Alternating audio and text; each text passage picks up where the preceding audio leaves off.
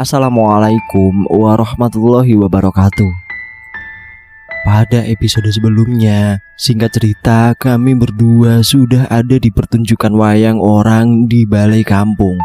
Dari posisi duduk dan lain-lain semua sama. Apa yang dilakoni bla bla bla, semua sama seperti yang kemarin. Tapi di sini Mas Burhan cuman pengen nyoba pas nanti bulan tertutup awan penuh, apa kira-kira yang terjadi di area sini. Nah, kami coba ingin menelusuri satu persatu orang yang ada di sana.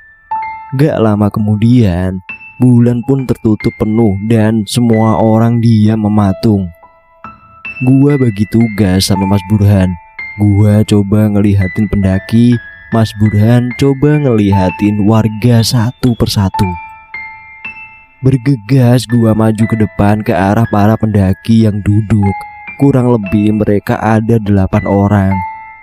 Gampang ngitungnya, karena mereka ada di satu barisan. Yang gua ngeri cuma satu, tiba-tiba kali aja ada warga bergerak dan ngegepin gua. Bisa bergerak di saat semuanya pada diem. Gua mulai dari yang paling deket sama gua. Dari cara berpakaiannya, ini pendaki dari era 90-an. Kenapa gua bisa bilang demikian? Karena dari corak pakaiannya warna-warna ngejreng. Celana parasut yang dipakai sama dia itu warnanya norak, kayak celananya MC Hammer. Bagi yang udah gede di tahun ini pasti tahu lah. Gua coba tegesin mukanya, dia ada gerak enggak? Nah, ini nih, bagi gua ini adalah sebuah petunjuk. Walaupun mereka semua diem, mata gak berkedip dan lain-lain, tapi gimana yang ngejelasinnya? Seakan-akan mereka itu sebenarnya bergerak, nggak diem. Kayak kalian nonton film tapi di slow motion 1/100 detik. Halus banget gerakannya. Gua segera pindah ke pendaki yang di sampingnya. Gua perhatiin lagi, sama juga kayak yang tadi. Dan gua terusin lagi sampai ujung. Semuanya sama. Intinya mereka bergerak tapi halus banget. Gua kaget, gua takutnya warga juga mengalami hal yang seperti ini. Gua buru-buru lari ke belakang dan nemuin Mas Burhan yang lagi ngeliatin warga. Gua update ke Mas Burhan apa yang gua temuin dan gua mau coba cocokin apakah dia juga melihat hal yang sama. Nah, kalau menurut dia enggak melihat. Sekarang gantian nih, gua ngecek warga, Mas Burhan yang ngecek pendaki. Suwer dah. Pada saat ngelakuin ini, gua kayak mau terkencing-kencing. Kalian pasti pernah ngerasain di saat ketakutan terhadap sesuatu. Tapi kalian harus kabur dengan cara ngumpet-ngumpet.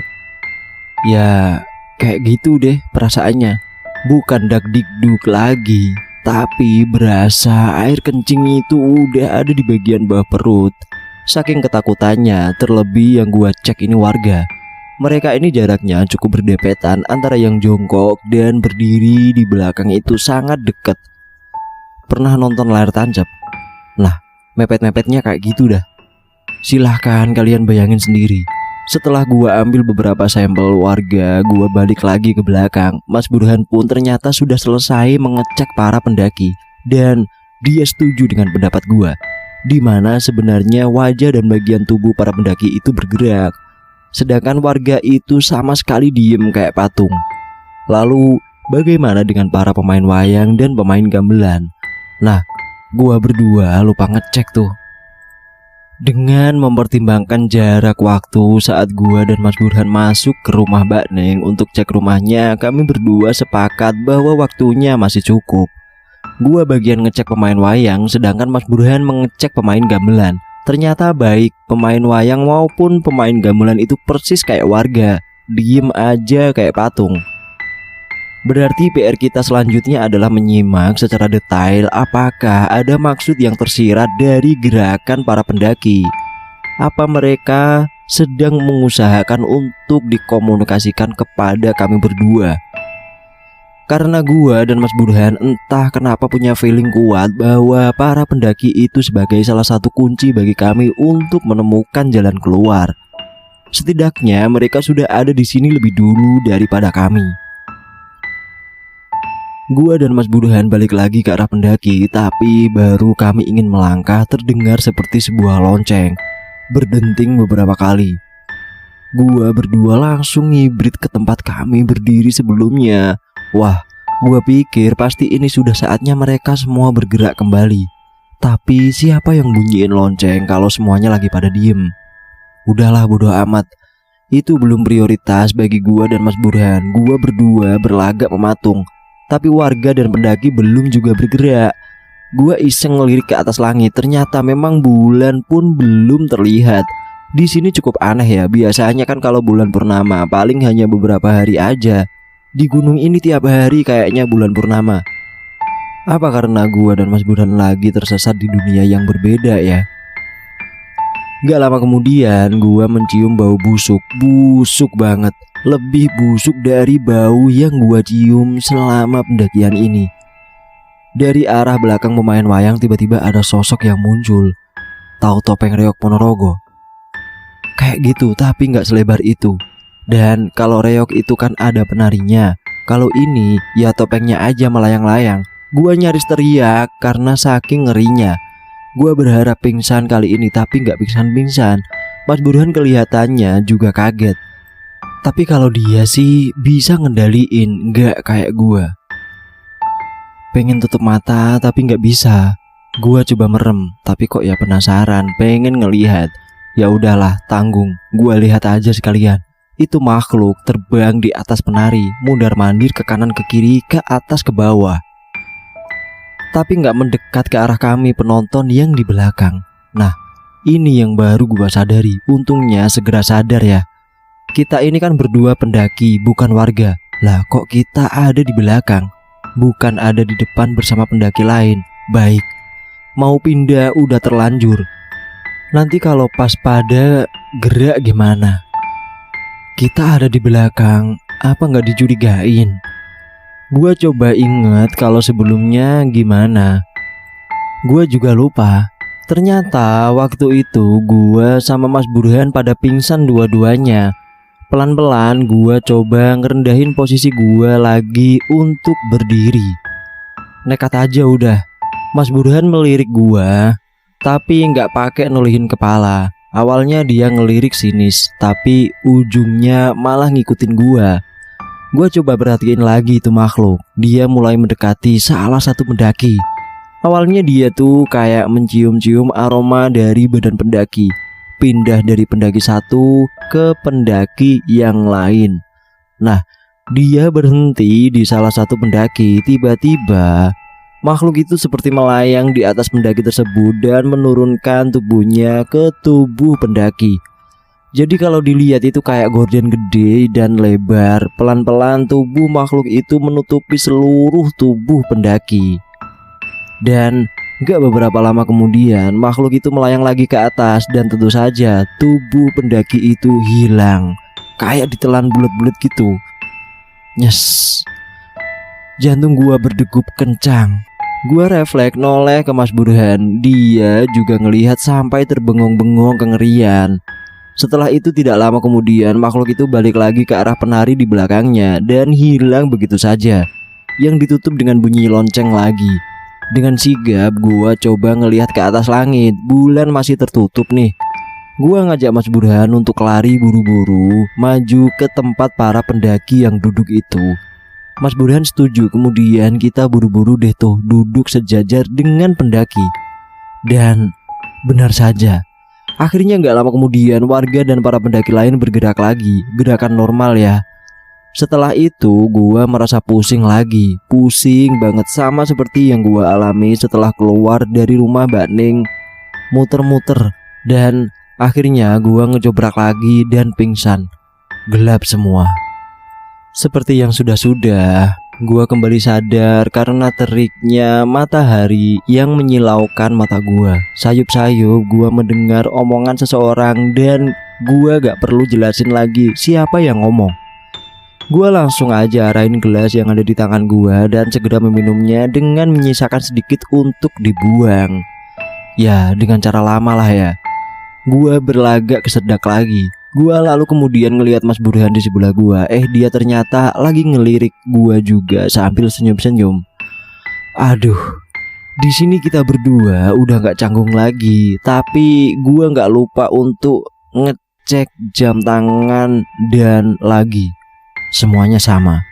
Malah kalau ada yang beda, gua jadi ngeri sendiri. Gua skip aja ya. Langsung pada saat gerombolan warga pada datang bawa obor bersama para pendaki untuk melihat pertunjukan wayang di balai kampung. Sebagai tolak ukur tidak adanya pengulangan di bagian ini, gua dan Mas Burhan bareng-bareng nyari pendaki yang kemarin. Gua anggap kemarin aja ya. Soalnya gua bingung di sini ganti hari apa tidak. Kami berdua udah gak pernah mikir bisa pulang bareng sama kelompok dari perusahaan gua apa enggak.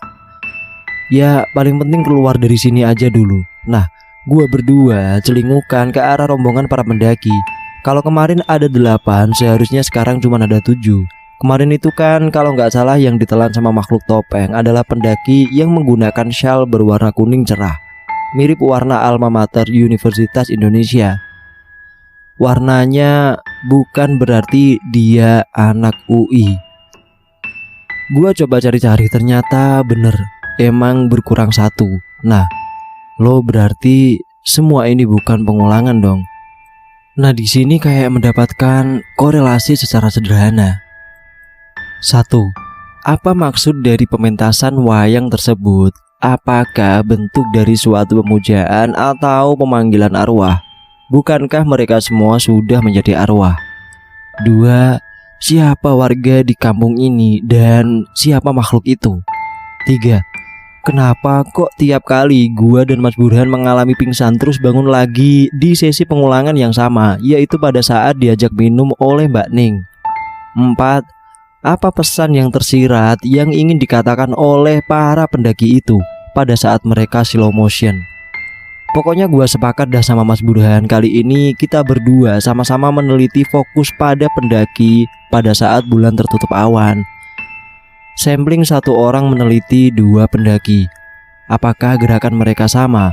Apakah makna yang tertangkap kami itu sama? Itu dulu deh. Selebihnya biar waktu yang menjawab. Pengulangan pementasan wayang pun dimulai. Gua dan Mas Burhan kali ini bersiap-siap untuk barisan di para pendaki. Nah, di sini kami juga baru sadar, geblek banget dah. Kalau tiba-tiba nanti makhluk itu datang dan memakan salah satu dari kami, gua atau Mas Burhan, terus bagaimana? Kita berdua kan saat ini mencoba memainkan drama bahwa kami juga lagi kena sirep mereka. Sial. Gua dan Mas Burhan tahu waktu kami cukup pendek. Sebelum bulan tertutup kami sudah harus punya cara, yaitu sebelum lonceng berbunyi dan saat semua warga sudah mematung, kita semua sudah harus bisa menganalisa maksud atau pesan yang coba disampaikan oleh para pendaki itu. Dan singkat cerita mulai dah tuh mereka mematung. Gua coba lihat secara detail mulai dari arah mata, postur badan, posisi mulut dan tangan. Bener-bener gua tekesin dah. Habis itu gua bandingin antara pendaki satu dengan pendaki di sebelahnya. Begitu pula Mas Burhan, sama juga dia melakukan persis sama apa yang gua lakukan. Kalau dipikir-pikir kayak orang idiot kami berdua. Tahu permainan nebak-menebak gambar kan? Ya kayak gitu dah cara memerhatiinya. Tapi suasananya mencekam, itu aja bedanya. Waktu yang bersedia untuk proses ini kalau gua asumsikan kurang lebih dari 5 menitan. Sebelum lonceng berbunyi, jarak dari barisan pendaki ke paling belakang itu paling cuma 6 meteran. Ya nggak jauh-jauh lah. Gua memang punya kelebihan di sini. Gua bisa segera menemukan perbedaan di antara 2 hal yang mirip. Gua memang suka main games itu. Gak dinanya ternyata berguna di saat beginian. Ya udah, dengan riang gembira gua nemu adanya maksud yang tersirat dari mereka. Kemudian gua mencoba mengatakan dengan cara berbisik ke arah Mas Burhan. Mas, aku ketemu nih. Masnya gimana? Sip, aku juga. Coba kita samain nanti ya. Nggak lama kemudian lonceng kembali berbunyi. Seketika itu juga gua sama Mas Burhan lari ngebirit ke arah belakang dan segera merendahkan posisi berdiri kami. Lalu muncullah makhluk topeng itu. dia mondar-mandir naik ke atas ke bawah. Kemudian dia pilih salah satu pendaki dan mulai menelannya, kemudian menghilang lagi. Kali ini yang ditelan adalah pendaki yang keturunan Tiongkok itu, yang badannya gempal. Ingat kan kemarin yang saya ceritakan? Tapi ini makhluk rada goblok juga. Kenapa dia nggak berasa ada yang aneh ya? Sebab kami berdua kan ibaratnya melakukan chatting atas kondisi ini. Bodoh amat lah, itu untungnya kita. Terdengar lonceng berikutnya yang menandakan bahwa makhluk tersebut sudah kembali ke asalnya. Gua dan Mas Bruhan bersiap-siap untuk keliangan lagi. Nih terus pingsan dah. Gua sambil curi-curi lihat ke arah langit. Udah muncul tuh bulannya. Ya, dalam hitungan ketiga kita berdua pingsan. Tapi yang penting kita berdua sudah sama-sama menemukan sebuah petunjuk. Tinggal kita samakan aja. Mudah-mudahan cocok. Bersambung. Terima kasih sudah mendengarkan ceritanya dan nantikan kelanjutannya di video berikutnya. Buat kalian yang baru gabung, saya ingatkan untuk subscribe channel ini dan nyalakan tombol notifikasinya agar kalian bisa mendengarkan cerita-cerita yang baru dari channel ini. Oh iya, kalian juga bisa mengecek di playlist kami. Di sana kami sudah menyiapkan beberapa judul cerita untuk disajikan kepada kalian. Sekian dari saya, sampai jumpa di lain kesempatan. Assalamualaikum warahmatullahi wabarakatuh.